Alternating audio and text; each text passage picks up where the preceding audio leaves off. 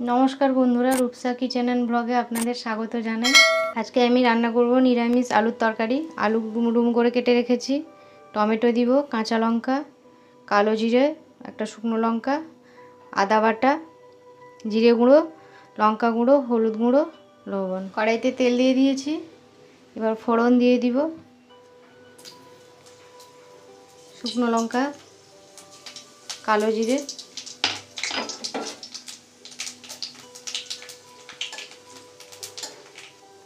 এরপর আলুগুলো দিয়ে দিব।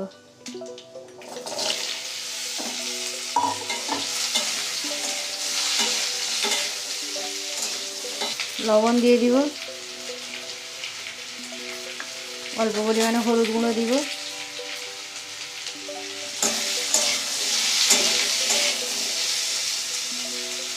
ঢাকা দিয়ে দিব।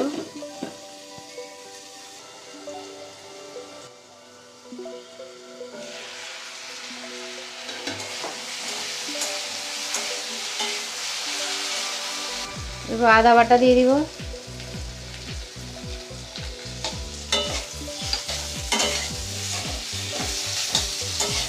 কুচনো টমেটো দিয়ে দিব,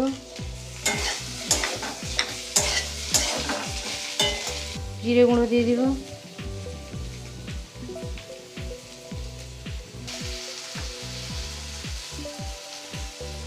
লঙ্কা গুঁড়ো দিয়ে দিব 1 চামচ,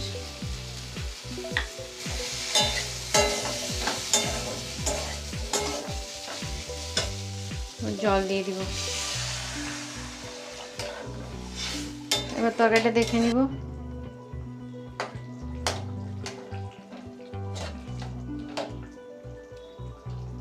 স্বাদের জন্য একটু চিনি দিয়ে দিব অল্প করে।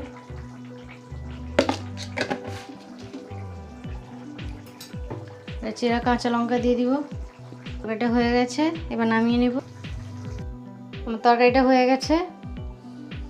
তরকারিটা আপনি পরোটা, লুচি, রুটি সব কিছুর সঙ্গে খেতে পারেন।